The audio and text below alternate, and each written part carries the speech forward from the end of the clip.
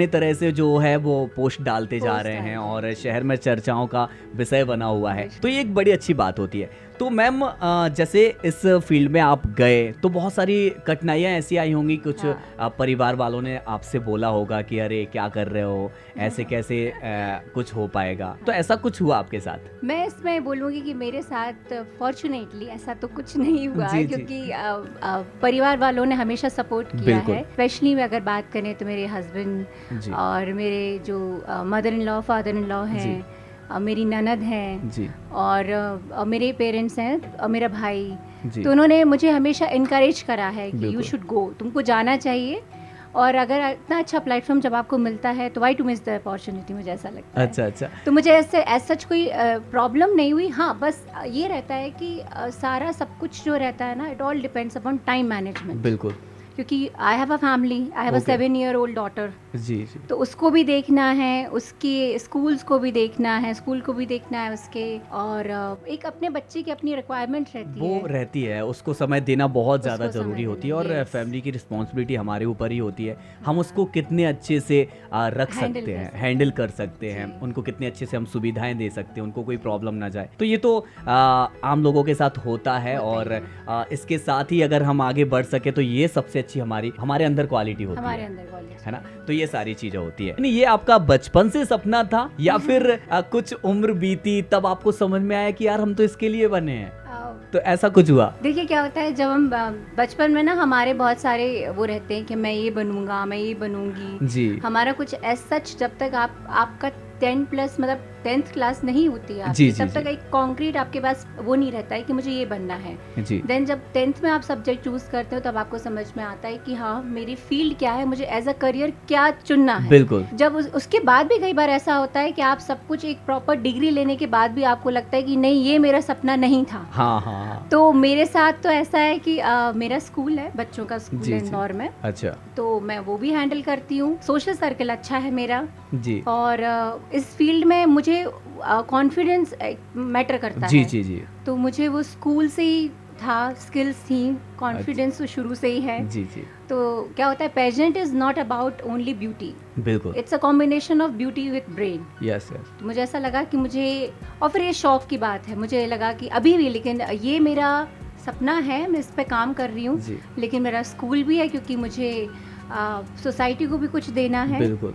तो मुझे ऐसा लगता है कि बच्चों का जो मेरा जो स्कूल है, मुझे उसमें काम करना बहुत अच्छा लगता है, और साथ में ये भी काम करना अच्छा लगता है। और बिल्कुल, अगर जैसे आप बात कर रहे हैं कि आपका स्कूल है, और अगर उसकी स्कूल की डायरेक्टर मैम अगर जो है इस तरह से खिताब जीत रही हैं, तो ये स्कूल के स्टूडेंट्स के लिए, टीचर्स के लिए ये बहुत बड़ी अपॉर्चुनिटी होती है। हाँ, मुझे ऐसा लगता है, देखिए आपको क्या होता है, जब बच्चे किसी स्कूल में पढ़ते हैं, किसी ऑर्गेनाइजेशन का पार्ट बनते हैं, तो उसमें एज अ रोल मॉडल किसको देखा जाता है, टीचर या प्रिंसिपल को देखा जाता है। तो मुझे ऐसा लगता है कि अगर मुझे एज अ रोल मॉडल कोई कंसीडर कर रहा है तो मेरे लिए इससे अच्छी कोई बात हो ही नहीं सकती। वही ना, कि जब हम आगे बढ़ेंगे तभी तो हमारे स्टूडेंट्स और जो हमारे फैमिली मेंबर्स हैं वो भी कहीं ना कहीं आपका उदाहरण दिया जाता है। मैं आपको एक चीज़ बताना चाहूँगी, क्योंकि क्या होता है कि हमारे यहाँ सोसाइटी में एक तरह का वो रहता है कि शादी हो गई है जी, तो शादी के बाद आपकी ना रिस्पॉन्सिबिलिटी चेंज हो जाती है, ऐसा हमको बताया जाता है। बिल्कुल, बताया जाता है कि आपकी रिस्पॉन्सिबिलिटी जो है वो चेंज हो गई और अब आपको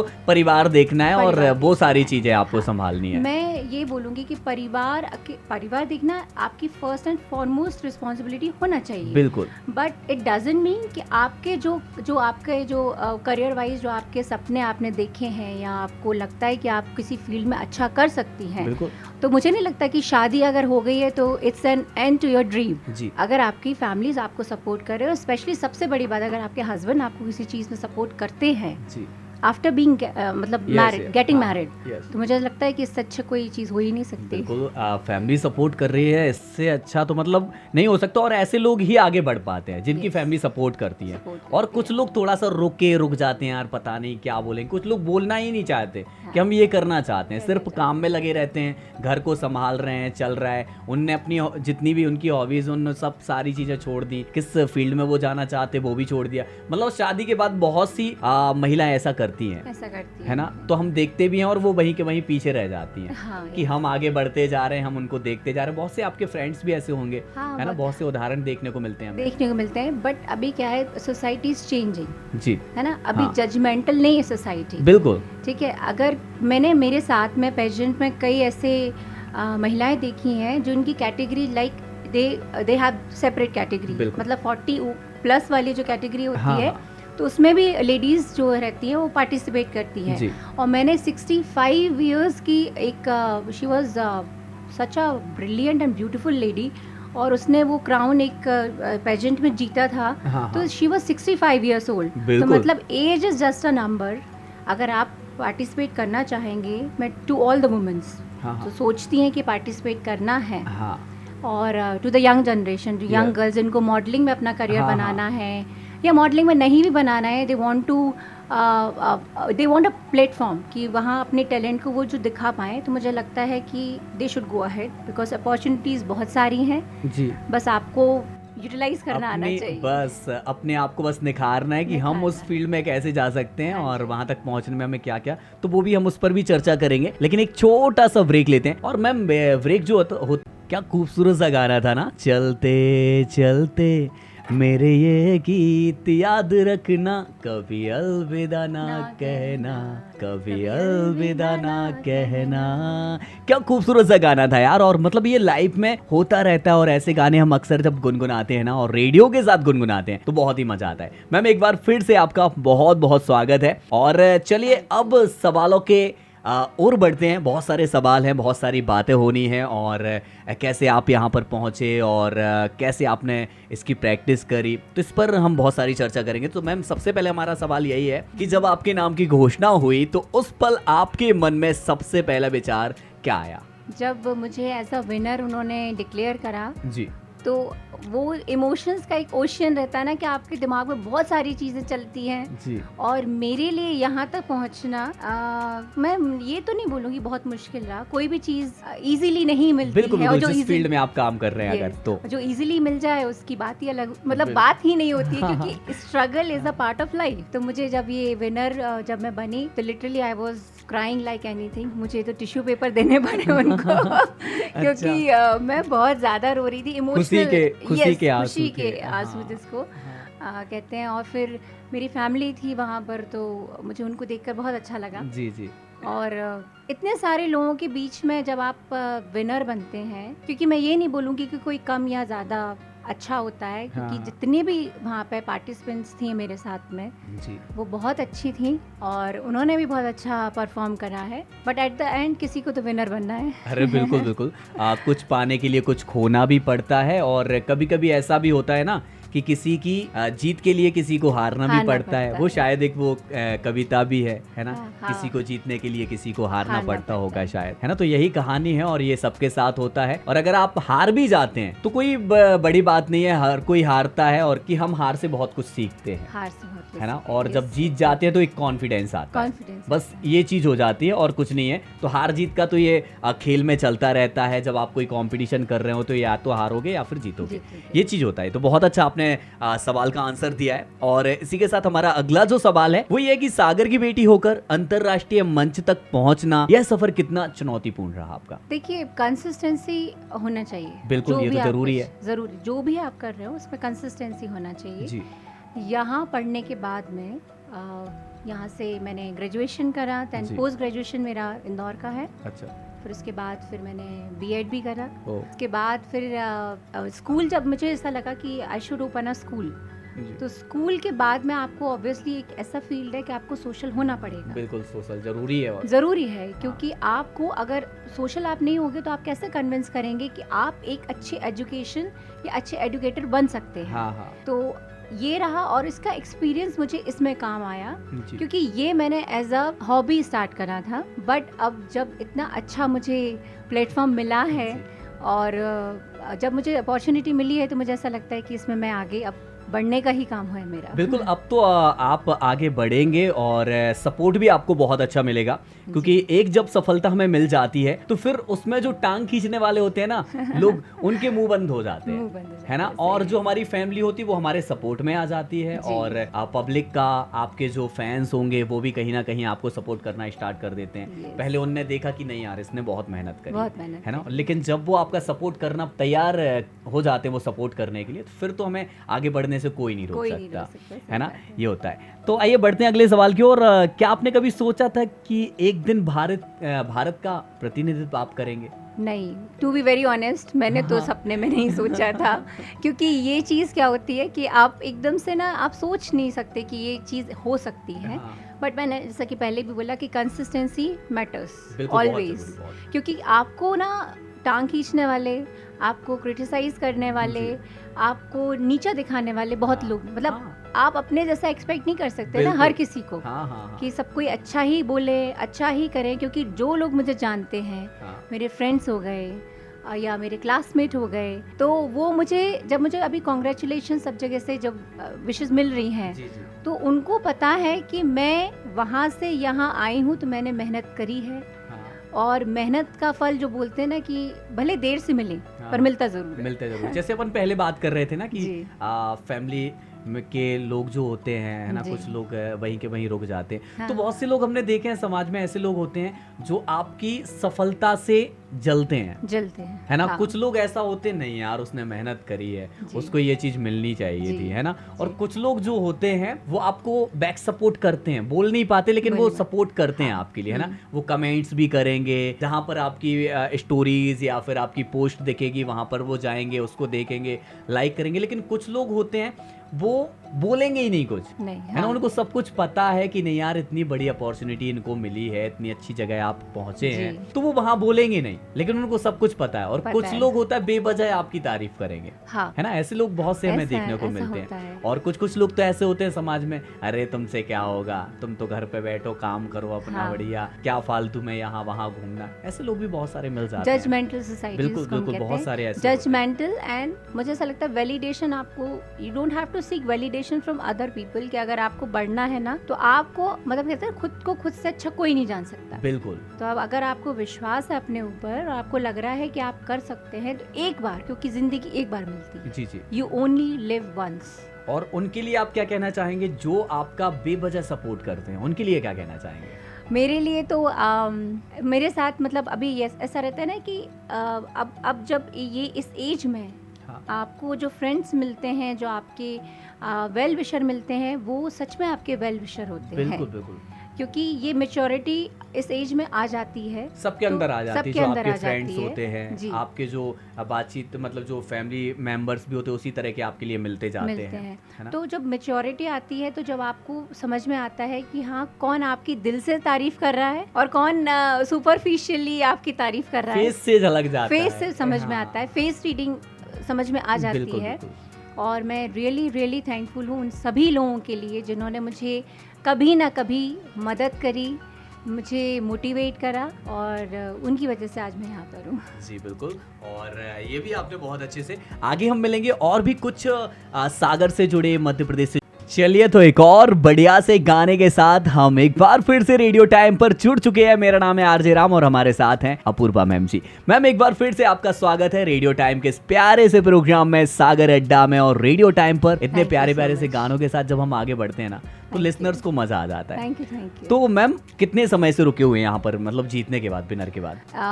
24 को मेरा ये फिनाले हुआ था जी। उसके बाद मैं 27 को घर आ गई थी। कि समर वेकेशन एक समय, मतलब ऐसा टाइम रहता है कि मुझे ऐसा लगता है कि सारी महिलाएं अपने मायके जाना पसंद करती हैं। तो मैं, और सेलिब्रेशन मेरा यहाँ पर बहुत ही ग्रैंड सेलिब्रेशन, मुझे एक्सपेक्टेशन नहीं थी कि मुझे इतना प्यार मिलेगा यहाँ पर आफ्टर विनिंग। बिल्कुल, तो सागर में आने के बाद बहुत प्यार मिलेगा, और मायका है तो फिर तो वहाँ पर प्यार मिलता ही है, क्योंकि बेटी हैं आप सागर की, है ना। और इतनी बड़ी अपॉर्चुनिटी लेकर आप अपने मायके में आई हैं, इससे बड़ी बात क्या हो सकती है। सब लोग इंतजार कर रहे होंगे आपका, इंतजार कर रहे थे मेरा आने का, कि भाई कब आएंगे, कब हम इनका स्वागत करेंगे, सम्मान करेंगे। चलिए तो बढ़ते हैं। सागर की मिट्टी से निकली बेटी आज विश्व मंच पर पहुंची है, कैसा महसूस कर रहे हैं आप? ऑन से क्लाउड 9, मतलब बहुत ही अच्छा लग रहा है। हाँ। क्योंकि यहाँ तक पहुँचना एक ड्रीम होता है बहुत लोगों के लिए, बहुत लोगों का होता है, क्योंकि आप जीत बड़ी हो छोटी हो, पर कई लोग तो स्ट्रगल करते हैं वहाँ तक पहुँचने के लिए। बिल्कुल। और जब भगवान की तरफ से आपको इतनी अच्छी आपको गिफ्ट कह सकते हैं मिली है, तो थैंकफुल रहना चाहिए, चाहे जीत बड़ी हो छोटी हो। वन शुड बी थैंकफुल, हमेशा थैंकफुल रहना चाहिए कि भगवान ने आपको एक अवसर दिया है कुछ अच्छा करने का। हाँ, तो बस करते रहिए और सपोर्ट मिलता जाए, बस भगवान की कृपा बनी रहे तो बहुत अच्छे जगह तक हम पहुंच जाएंगे। चलिए, तो इसी के साथ अब बढ़ते हैं। आप सागर और मध्य प्रदेश की महिलाओं के लिए क्या एक संदेश देना चाहते हैं? देखो, महिलाएं चाहे सागर की हों या अपने स्टेट की हों या नेशनल की कहीं की भी हों, मुझे ऐसा लगता है कि उनको एक संदेश मैं देना चाहूँगी कि अपने सपनों पर विश्वास करना कभी बंद नहीं करना चाहिए। बिल्कुल। अपनी काबिलियत पर, अपने ऊपर पूरा विश्वास रखना चाहिए, है ना। ऐसा अगर आप अपने ऊपर विश्वास रखेंगे ना, तो आप दूसरों को प्रूव कर पाएंगे कि नहीं, जो मैं करना चाह रही हूँ या मैं करने वाली हूँ वो अच्छा है, मेरे लिए भी अच्छा है, हमारे परिवार के लिए भी अच्छा है। हाँ। और कॉन्फिडेंस जब रहेगा तो बस आगे बढ़ते जाना है। बिल्कुल आगे बढ़ता जाना है। और हम एक जरूर कहेंगे कि भाई फैमिली वाले जो है ना, वो जरूर सपोर्ट करते रहें, है ना। अगर गर्ल्स, महिलाएं अगर आगे बढ़ना चाहती हैं, अगर आपका सपोर्ट मिल जाएगा तो यकीन मानिए, आपके घर की महिलाएं हों या फिर बच्चे हों या फिर गर्ल्स हो, हर कोई आगे बढ़ेगा। चाहे वो लड़के हों या फिर लड़कियां, हर किसी को एक सा रखें और उनको आगे बढ़ाएं, सपोर्ट करते रहें, तो शायद हमारा देश ही नहीं, शहर भी हमारा आगे बढ़ेगा और बहुत अच्छा आपके फैमिली में रिजल्ट आपको देखने को मिलेगा। चलिए, तो इसी के साथ हमारा अगला सवाल जो है वो ये है कि क्या आपको लगता है कि छोटे शहरों की प्रतिभाओं को और अधिक अवसर मिलना चाहिए? बिल्कुल, मुझे ऐसा लगता है कि हमारे सागर की, अब तो सागर में इतना डेवलपमेंट है, थैंक्स टू द अथॉरिटी कि इतना अच्छा काम कर रहे हैं वो सब। बाकी क्या है कि पहले सागर को जो देखा जाता था बहुत छोटा शहर, लेकिन मुझे ऐसा लगता है कि हमारे सागर से इतनी प्रतिभाएं निकली हैं जिन्होंने नेशनल लेवल पर नहीं, इंटरनेशनल लेवल पे भी हमारे सागर शहर का नाम रोशन कोई सी भी फील्ड हो, आप देखिए क्रांति गौंड के लिए हमारे सागर से प्रैक्टिस करी है और आज इंटरनेशनल क्रिकेट खेल रही हैं। आशुतोष राणा जी के लिए ले लीजिए, बॉलीवुड में धमाल मचाए हुए हैं। मुकेश तिवारी जी के लिए देख लीजिए, गोविंद नामदेव जी, मतलब इतने सारे तमाम नाम हैं कि हम अगर लिस्ट बनाने पे आ जाएं तो सागर शहर नंबर 1 पे निकलेगा। इतनी प्रतिभाएं हैं और हर फील्ड में बहुत सी ऐसी प्रतिभाएं होंगी हमें पता नहीं है, चाहे वो कबड्डी हो, क्रिकेट हो, वॉलीबॉल हो, हर फील्ड में हमारे शहर से बड़े बड़े स्तर पर लोग पहुंचे हुए हैं। और सबसे बड़ी बात, हमारा विश्वविद्यालय हमारा जी, तो विश्वविद्यालय के जो टीचर्स हैं उनका कितना अच्छा नाम है इंटरनेशनल लेवल पर जी। उनकी बुक्स वगैरह रेफर की जाती हैं। बिल्कुल। फिर यहाँ के स्टूडेंट्स निकले हैं, कितने अच्छे यहाँ के स्टूडेंट्स निकले हैं जिन्होंने वैश्विक स्तर पर सागर का नाम रोशन करा है। तो मुझे ऐसा लगता है कि छोटे शहर की बात नहीं है, प्रतिभाएं चाहे छोटे शहर में भी होती हैं, बड़े शहरों में भी होती हैं, सभी जगह होती है, सब जगह होती है। प्रतिभा तो प्रतिभा होती है। बाकी ये रहता है कि हाँ, मुझे ऐसा लगता है कि अगर प्रतिभा है तो एक मौका, एक अवसर जरूर मिलना चाहिए और आप मेहनत करते रहिए। वो एक पल कौन सा है जो आपके लिए निखार दे, आपके लिए उन ऊंचाइयों तक पहुंचा दे, वो तो भगवान को ही पता है। लाइफ चेंजिंग मोमेंट जिसको हम कहते हैं। बिल्कुल, जैसा आपके साथ हुआ है ना, जैसा हर किसी के साथ होता है कि वो एक जजमेंट करने वाला जो बैठा हुआ है वो आपके लिए कब किस ऊंचाई पर पहुंचा दे वो किसी ने नहीं देखा। इसलिए मेहनत करते रहिए, मेहनत की दम पर ही आप आगे बढ़ सकते हैं, है ना। और गुरु शिष्य परंपरा के लिए क्या कहेंगे? गुरु शिष्य परंपरा कितनी मायने रखती है आपकी लाइफ में? बिल्कुल रखती है, क्योंकि अगर आपको डिसिप्लिन अगर अपनी लाइफ में लाना है तो गुरु शिष्य परंपरा होनी चाहिए। बिल्कुल, क्योंकि क्या होता है, गुरु गुरु होता है, चेला चेला होता है। बिल्कुल, क्योंकि आपको क्या होता है, गुरु जब आप गुरु होते हैं, किसी को गुरु मानते हैं तो आपको बहुत सारी चीज़ें जो आप एक मतलब एक कहते हैं ना, मिट्टी रहती है। तो जो शेप जो आपको प्रॉपर मिलता है वो आपके जो आपको टीचिंग्स मिलती हैं, जो आपको आपके एक्सपीरियंस जो गुरु जो शेयर करता है उसके थ्रू आप आगे बढ़ते हैं। तो मुझे ऐसा लगता है कि हमारे मुझे मैक्सिमम लोग शायद इस बात से एग्री होंगे कि हमारे जो जीवन में हम गुरु, जो सबसे पहली जो गुरु रहती है वो हमारी माँ होती है जी, है ना। तो माँ जो है मेरी, वो उन्होंने मुझे बहुत सपोर्ट करा है। मैं अपनी माँ, तो मुझे जन्म देने वाली माँ, लेकिन मैं बोलूँगी कि मेरी जो मदर इन लॉ है, मेरी सास जो है, सासू माँ है, जो वो उन्होंने मुझे और सपोर्ट करा है। क्योंकि कई बार क्या होता है कि आजकल देखते हैं कि एक्सपीरियंसेस जो रहते हैं ना वो मतलब अच्छे नहीं रहते कई बार। मतलब अगर ससुराल की बात करें, लेकिन मेरे साथ ऐसा बिल्कुल भी नहीं है, क्योंकि मुझे दोनों तरफ से, दोनों माँओं का सपोर्ट मिला है। मतलब सब जगह से मिलता है। और हम देखते हैं स्कूल लाइफ से लेकर अभी तक का, जैसे हम गुरु की बात कर रहे हैं, है ना, तो वो सिखाने वाले होते हैं। और हमारे समय में मतलब एक आपकी एज, जब आप स्कूल लाइफ आपकी होगी, तो उस टाइम के गुरु जो होते थे, टीचर्स जो होते थे, मतलब पिटाई भी अच्छी तगड़ी वाली करते थे। और अगर घर पे उनने शिकायत करती तो मम्मी पापा भी मारते थे, है ना, मतलब हर तरह से। और आजकल देखिए आप कि अगर बच्चों ने मम्मी पापा से शिकायत कर दी तो मम्मी पापा पहुंच जाते हैं कि हमारे बच्चे को क्यों मारा। आप अच्छे प्यार से, लाड से उनके लिए समझा सकते थे। लेकिन हमारे समय में तो जहाँ मिले टीचर वहीं पे मार दिया, यहाँ कहाँ घूम रहे हो, है ना। आपके साथ हुआ कभी ऐसा? मैं जिस स्कूल से हूँ वहाँ पर कॉन्वेंट स्कूल से पढ़ाई करी है मैंने, तो मुझे ऐसा लगता है कि हमको मार तो नहीं पड़ी है, बट स्ट्रिक्ट जो रहते हैं टीचर्स, वो ज़रूरी था, हमारे लिए ज़रूरी था। और हमारी मैम, मेरी मैम है मिसेस वंदना ठाकुर जी, वो हमारी क्लास टीचर रह चुकी हैं। और वो जितनी स्ट्रिक्ट थी ना उतनी ही स्वीट हैं। और उनसे, और वो नहीं, बहुत सारे टीचर्स जो हमारे रह चुके हैं वहाँ पर, तो उनसे बहुत कुछ सीखने मिला है। और उनसे, अच्छा आप बात कर रहे हैं पर्सनालिटी की, तो मैं अपनी मैम का एग्जांपल देना चाहूँगी।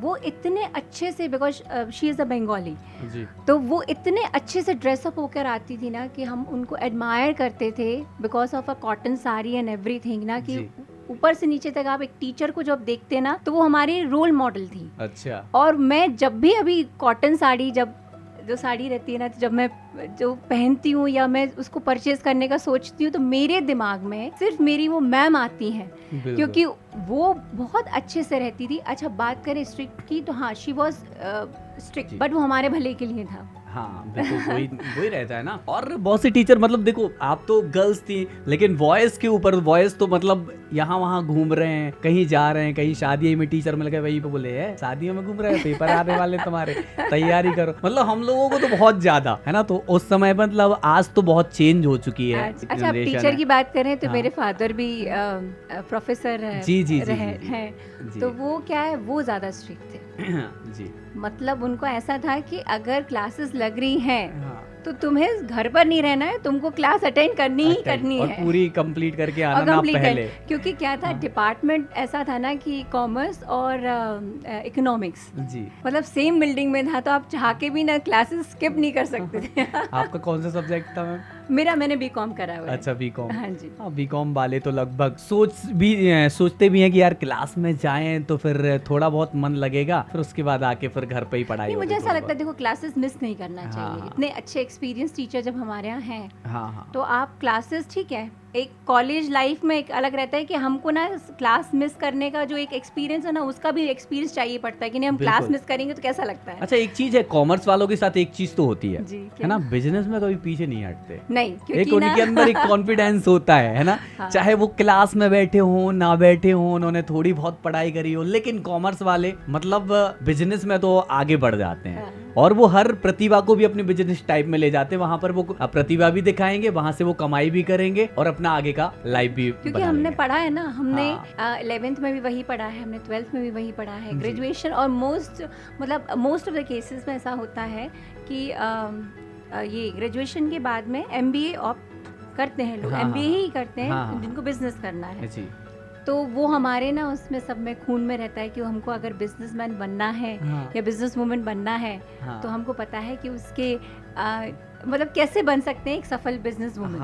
तो वो सारी चीजें वो सारी चीजें हम भले थोड़ी सी पढ़ी हो, लेकिन वो माइंड क्लिक कर जाती है, क्योंकि ये जो commerce is a very interesting subject. जी।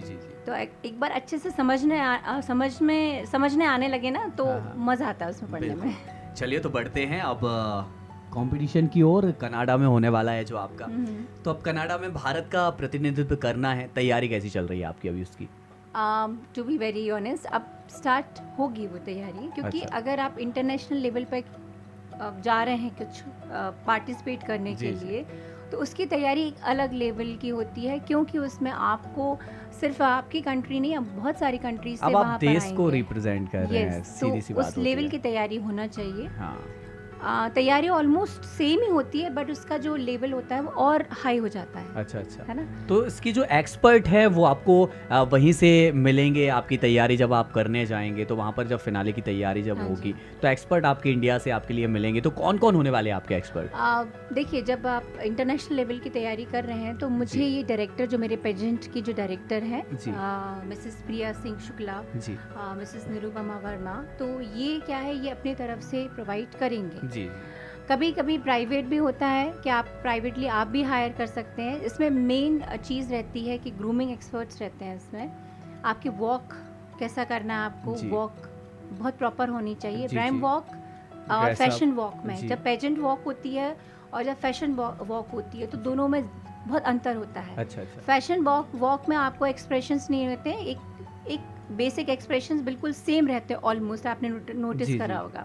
जब पेजेंट वॉक होते हैं तो उसमें एक्सप्रेशंस होते हैं, उसमें कुछ सॉफ्ट एक्सप्रेशंस होते हैं, कुछ वेरी कॉन्फिडेंट लुक रहता है कभी कभी आपका, तो उसमें आपको एक्सप्रेशंस रहते हैं, तो दोनों चीज़ें अलग होती हैं। अच्छा। फिर उसमें आपको कि आपकी ड्रेसेस आपको किस तरह से पहनना है, कौन सा कलर कोड दिया गया है, उस हिसाब से भी तैयारी करनी पड़ती है। फिर क्वेश्चन आंसर राउंड में कितना समय लेना है, कैसे आंसर करना है, ये सारी तैयारियां होती हैं और इसमें टाइम भी लगता है। इसके बाद जो अगला सवाल है वो अंतर्राष्ट्रीय मंच पर भारत की कौन सी विशेषता को आप सबसे ज्यादा दिखाना चाहेंगे? यूनिटी एंड डाइवर्सिटी जी, क्योंकि हमारे यहाँ इतने सारे कास्ट और इतने सारे कल्चर हैं हमारे यहाँ, अलग अलग तरह के, और मुझे ऐसा लगता है कि कितने सारे तो फेस्टिवल्स हैं हमारे यहाँ जो हम इतने अच्छे से सेलिब्रेट करते हैं और सब मिलजुल के रहते हैं। तो ये यूनिटी एंड डाइवर्सिटी है, क्योंकि मैं इसको रिप्रेजेंट वहाँ करना चाहूँगी। जी जी। और आपकी नज़र में इस प्रतियोगिता में भारत की सबसे बड़ी ताकत क्या होने वाली है? मुझे ऐसा लगता है कि हमारा जो एक थॉट होता है ना इंडियंस का, कि वसुदेव कुटुंबकम, जैसा ये थॉट, हमारी संस्कृति, हमारी जो हम ये रहता है ना कि हम दूसरों को भी बढ़ने का मौका देते हैं। बिल्कुल। तो मुझे ऐसा लगता है कि मैं ये चीज़ वहाँ रिप्रेजेंट करना चाहूँगी, क्योंकि हम एडजस्ट करते हैं। बिल्कुल बिल्कुल, करना भी चाहिए, करते हैं, क्योंकि ऐसा नहीं है कि अगर हम बढ़ रहे हैं तो हम आसपास वालों को बिल्कुल भी मौका नहीं दें आगे बढ़ने का, हम साथ लेकर चलते हैं। बिल्कुल।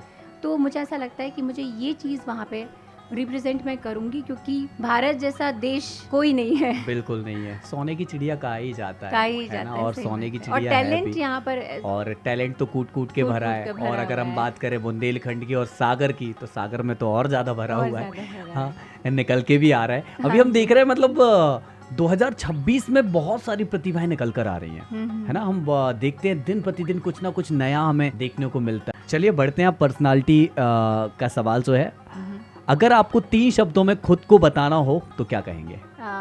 3 शब्दों में अगर मुझे बताना पड़े तो मैं अपने आप को कॉन्फिडेंट, डिटर्मिन्ड जी, एंड मैं बोलूँगी कि मैं बहुत क्विक लर्नर हूँ मैं। अच्छा। मतलब बहुत जल्दी चीज़ें अगर कोई सिखाए ना तो मैं सीख लेती हूँ। अच्छा। मतलब रिजिड नहीं हूँ मैं। बस तो फिर सीखना जिसने सीख लिया तो बस जीवन में सबसे आगे वही बढ़ता है ना, क्योंकि सीखना हर कहीं आप जाओगे। हाँ। इंटरनेशनल भी आप कंपटीशन करने वाले, तो वहाँ पर भी आपको कंपटीशन में कुछ ना कुछ सीखने को मिलेगा, और सीखने के लिए ही हमें आगे बढ़ाया जाता है कि आप वहाँ जाइए, इंटरनेशनल मंच पर सीख कर आइए कि क्या है, तभी तो आप सागर हमारे देश में आके आप लोगों के लिए प्रेजेंट कर पाएंगे कि हमने वहाँ पर क्या सीखा है। और मुझे ऐसा लगता है कि सीखने की कोई उम्र नहीं होती। बिल्कुल।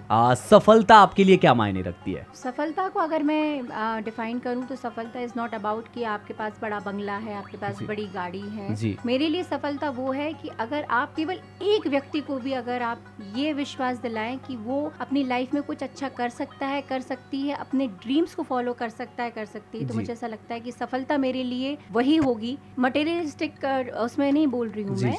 मुझे ऐसा लगता है कि अगर मैं किसी को इंस्पायर कर पाऊँ कुछ अच्छा करने के लिए, तो मेरे लिए वो सफलता है। और सीखने के साथ साथ अगर हमें सफलता मिल रही है तो बहुत अच्छी बात है। चलिए अगला जो है, सौंदर्य और आत्मविश्वास में से ज्यादा महत्वपूर्ण आपके लिए क्या है? देखिए मेरे लिए ऐसा ये है कि अगर पेजेंट की आप बात करते हैं तो यहाँ पर सिर्फ ब्यूटी नहीं देखी जाती है, यहाँ पर ब्यूटी विद ब्रेन जो रहता है जी जी। वो पैमाना देखा जाता है, क्योंकि सुंदरता, बाहरी सुंदरता क्षणिक है। बिल्कुल। क्योंकि अगर आपका दिमाग ही नहीं है कि आप सही और गलत में डिफरेंशिएट कर पाएं, हाँ, तो मुझे ऐसा लगता है कि वो सुंदरता कोई काम की नहीं है। सुंदरता ही रहेगी फिर। हाँ, लेकिन अगर सुंदरता के साथ साथ आप में आत्मविश्वास है तो मुझे ऐसा लगता है कि इससे अच्छा कॉम्बिनेशन कुछ हो ही नहीं सकता है। जी बिल्कुल। चलिए तो बात करते हैं, आप कहाँ से? इंदौर से। इंदौर में भी आप? मैं सागर, नहीं, मैं सागर में, यहाँ पे मैं मतलब जन्म हुआ मेरा, हाँ, पढ़ी लिखी हूँ यहाँ पर। फिर मैंने मेरी जो शादी है, हाँ, सागर के पास में एक बरमान करके जगह है। बरमान, हाँ, नर्मदा जी का, हाँ, वहाँ पर क्योंकि जो परिक्रमा होती है नर्मदा की, वहाँ पे बरमान का विशेष वहाँ पे महत्व है उसका। हाँ। तो बरमान में मेरी ससुराल है और मेरे हस्बैंड शादी के पहले ही जॉब वहाँ पर करते थे, तो इस तरह से मेरा इंदौर में मैं सेटल हूँ। अच्छा अच्छा। तो अगर कहा जाए तो सागर या इंदौर दोनों में से अगर कोई एक शहर आपको चुनना हो तो सबसे बेस्ट कौन सा होगा आपके लिए? तो आपने मेरे लिए ना बहुत धर्म संकट कही है, क्योंकि मुझे देखिए हर एक जगह की ना अपनी एक स्पेशलिटी होती है, एक खूबी होती है, खामियां होती जी हैं। जी जी। अगर मैं सागर की बात करूं तो इतना पीसफुल है और इतने अच्छे चीज, क्योंकि यहाँ पे पढ़ाई का भी बहुत अच्छा विश्वविद्यालय है, जैसा कि मैंने पहले भी बताया, यहाँ पर मेडिकल कॉलेज भी है यहाँ पर। और यहाँ पर क्योंकि जहाँ आप जन्म लेते हैं ना तो वो शहर से एक विशेष लगाव होता है। बिल्कुल होता है। और जब आते हैं ना तो वहाँ एक अपनापन से, एक अपनापन सा, हाँ। मतलब स्टेशन या फिर बस स्टैंड पर उतरते ही या फिर कार से उतरते ही ऐसा लगता है यार आ गए, मतलब हम अपनी जगह पे आ गए। हम 10 दिन भी अगर कहीं टूर पर जाते, टूर प्लान करते हैं, वहाँ तो आते हैं, लेकिन फिर ऐसा लगता है यार घर पहुंच जाए, कैसे भी करके हम तो घर पहुंच जाए, वहीं सुकून मिलेगा, है ना? तो ये चीज होती है। रही बात इंदौर की, तो इंदौर में देखिए सागर से तो बड़ा ही है इंदौर, और वहाँ के अपॉर्चुनिटीज बहुत अच्छी हैं जी। अपॉर्चुनिटीज ज़्यादा हैं वहाँ पर जी।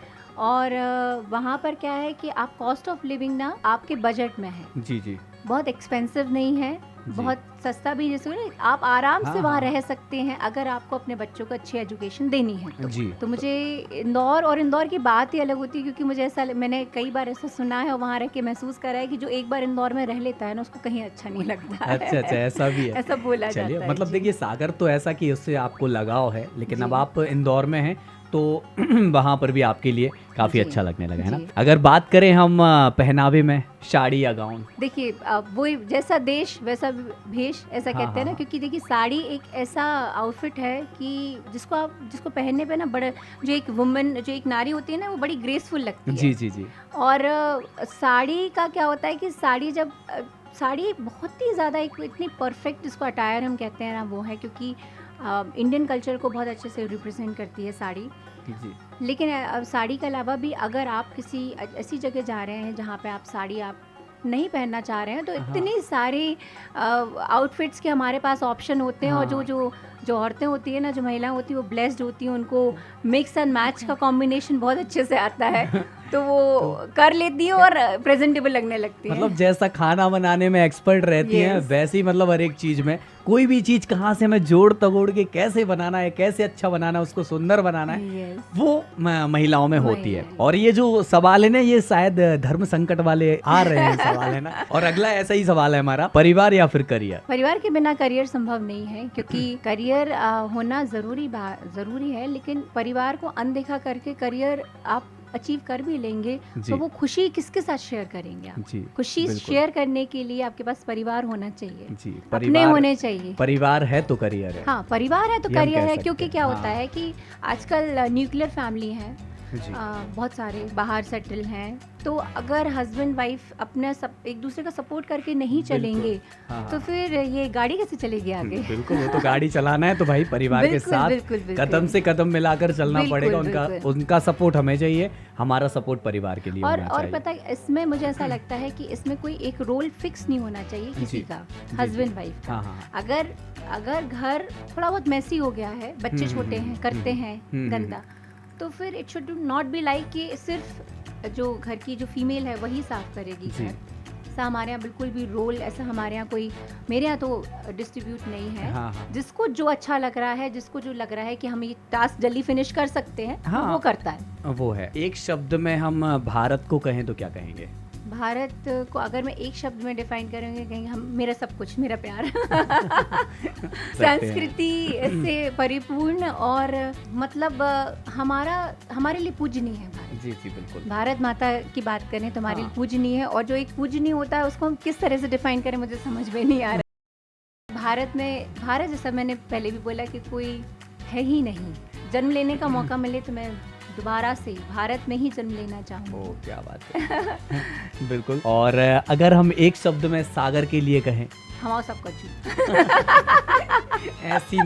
ऐसी ना माटी भारत के खंड खंड में, हाँ। जन्म दइयो विधाता बुंदेलखंड में। बुंदेलखंडी जो लोग होते हैं ना, मैंने जैसे बाहर में सुनती हूँ कि सागर के लोग जो होते हैं ना, तो उनके फेस पे ना एक हमेशा स्माइल रहती है। हाँ होती है। मतलब अगर आप एड्रेस पूछेंगे तो बेचारे इतने अच्छे हैं हमारे यहाँ के लोग कि वो घर तक पहुँचाने की क्षमता रखते हैं उनको, कि आप एक बार एड्रेस पूछ के देखिए बस। अच्छा, आपने बुंदेली की बात करी है। हाँ। आप स्टेशन से उतरिए या फिर कहीं पर भी किसी भी दुकान पर चले जाइए, चाहे वो चाट की दुकान हो, चाहे हम पानी की बोतल लेने के लिए जाएं, चाहे हम नाश्ता लेने के लिए जाएं, या फिर हम कुछ भी सामान लेने के लिए जा रहे हैं, है ना, आपने मगा भाई साहब हमें बुक दे दीजिए, हाओ चाय दियो, हाओ। मतलब हाओ तो ऐसा चलता है ना। कहाँ जा रहे हैं, आ रहे हैं, मतलब जाने का नहीं बताएंगे, है ना। घर से अगर निकल रहे हो और किसी ने पूछ लिया क्यों भाई कहाँ जा रहे हो, आ रहे हो भाई, है ना, जाने का नहीं बताएंगे कहाँ जा रहे हैं ना। तो बहुत सारी बुंदेलखंड के जो वर्ड होते हैं ना, वो बहुत मजेदार। क्या होता है सागर में अपनापन है, बिल्कुल। क्योंकि जब आप बाहर बड़ी सिटीज में रहते हो ना, तो कई बार ऐसा होता है कि बाजू में आपके घर में अगर आप फ्लैट में रह रहे हैं तो बाजू वाले फ्लैट में कौन रह रहा है आपको पता ही नहीं होता है। तो ऐसे में आप क्या उम्मीद करेंगे किसी से कि अगर आपके ऊपर कोई मुसीबत आती है तो आप हेल्प की अपेक्षा रख ही नहीं सकते। बिल्कुल। लेकिन सागर ऐसा है ना कि पूरा मोहल्ला ही हमारा परिवार है, वो जो बन जाता है। क्योंकि जब मैं यहाँ पर आई हूँ तो कॉलोनी वालों ने, मेरी जो मम्मी की फ्रेंड्स थी, कॉलोनी वाले थे, उन्होंने जिस तरह मेरा स्वागत करा तो मुझे ऐसा लग रहा था कि पता नहीं मतलब क्या ही कर लिया है मैंने, क्योंकि वो मेरी खुशी में, मेरे परिवार की खुशी में हमारे साथ में थे। देखिए, पड़ोसी जो होते हैं ना, वो हमारे परिवार के ऐसे सदस्य बन जाते हैं, सुख दुख के साथी। जैसे दूध वाला है तो हम जिस दिन नहीं है तो बाजू में रखा है, घर की चाबी भाई सब बाजू वालों के, पड़ोसियों के पास में रहती है। तो पड़ोसी को हम पड़ोसी नहीं कह सकते। आज के समय में वो हमारे परिवार का सदस्य होते हैं, हर सुख दुख के साथी होते हैं। आधी रात में भी आपको जरूरत पड़ेगी तो वो ही खड़े होंगे, आपके समाज के लोग खड़े नहीं होंगे, सही है ना। तो ये बहुत अच्छा वो है हमारे देश में, ये बहुत अच्छा कल्चर है कि लोग जो है पड़ोसियों को इतना सम्मान देते हैं, अपना मानते हैं। ये बहुत अच्छी बात है। सागर बिल्कुल बिल्कुल, बहुत प्यार करते हैं, है ना। कभी उन पर संकट भी आना नहीं देख सकते। नहीं, उनको ये लगता है जैसे अगर आपके यहाँ, हमारे यहाँ तो ये भी चलता है ना मोहल्ले में कि आपके यहाँ कुछ अच्छा बना हो तो आप हमारे यहाँ भेज दीजिए। हमारे यहाँ कुछ अच्छा बना हो तो आप क्या भेज। नहीं, आजकल ये बहुत जगह ये चीज़ नहीं होता है, क्योंकि आजकल क्या है, पेरेंट्स ना बहुत ज़्यादा कंसर्न हो गए हैं। ये मैं अपने स्कूल में देखती हूँ कि वो ये फ़ोन लगा के मेक श्योर करते हैं कि बच्चा किसी और का खाना नहीं खाए। हाँ, मैं मानती हूँ कि ये चीज़ कुछ बच्चों को सूट करता है, कुछ खाने में कुछ नहीं करता है। बट हमारे समय में जब हम पढ़ते थे तो ऐसा तो कुछ भी नहीं था, हम तो दूसरे का टिफिन खाना पसंद करते थे। उसमें मजा आता था। उसमें मजा आता, क्योंकि क्या होता है, जैसे कि कहते हैं ना कि पोहा हो गया या अचार हो गया, ये अचार वगैरह जो चीज़ है अपने घर की नहीं अच्छी लगती, दूसरे के घर की अच्छी लगती है।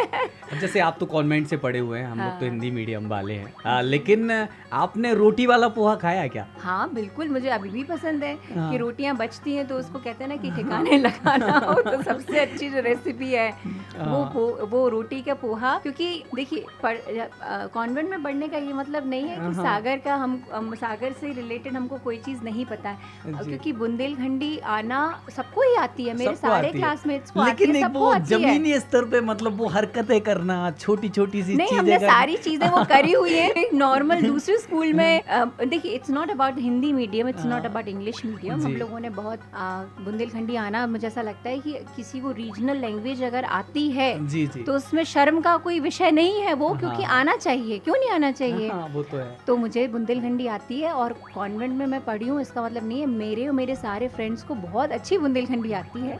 तो अच्छी लगती है, मीठी और बहुत क्यूट लगती है सुनने में वो। बिल्कुल मजा भी आता है। और एक वो मतलब सुबह के जो चावल होते थे शाम को अच्छे बढ़िया जब वो फ्राई करके जीरा राइस बना के खाओ, एक उसका भी एक अपना अलग मजा था। मुझे ना उसमें भी जाना बहुत अच्छा लगता है, जैसे पंगत होगी तो पत्तल में प्रॉपर खाना। अब तो खैर पत्ते वाली पत्तल तो नहीं मिलती है, लेकिन हमारे समय में वो बेसन की बर्फी और बैगन की सब्जी, बूंदी, और मोटी मोटी पूड़ियाँ, वो प्रॉपर भंडारे वाला खाना, एक मजा ही कुछ और है। चलिए हम बात करते हैं अब अगला रैपिड फायर में जो है, अपना रोल मॉडल किसे मानते हैं आप? रोल मॉडल में देखिए 2 रोल मॉडल है मेरी लाइफ में, एक तो मेरी माँ और एक मेरी सासू माँ।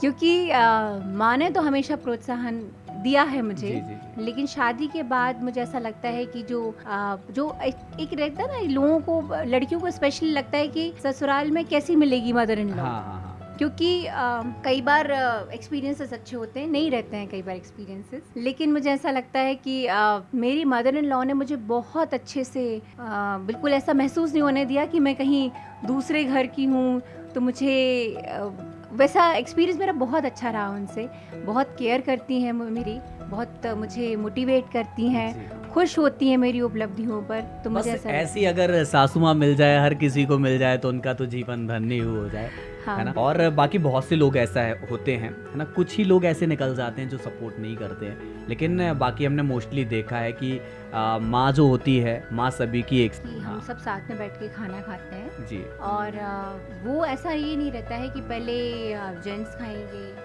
फिर लेडीज खाएंगे, ये कल्चर कई जगह फॉलो होता है, पर मेरे घर में तो मैंने नहीं देखा है। मेरा एक्सपीरियंस, क्योंकि 10 साल मेरी शादी को अब हो जाएंगे, तो मेरा एक्सपीरियंस बहुत अच्छा है, क्योंकि परिवार है मेरा वो भी, और बहू के नाते मैं बोलूँगी कि यहाँ भी मेरी रिस्पॉन्सिबिलिटी मायके की तरफ जितनी है, उतनी ही रिस्पॉन्सिबिलिटी मेरी ससुराल की तरफ भी है।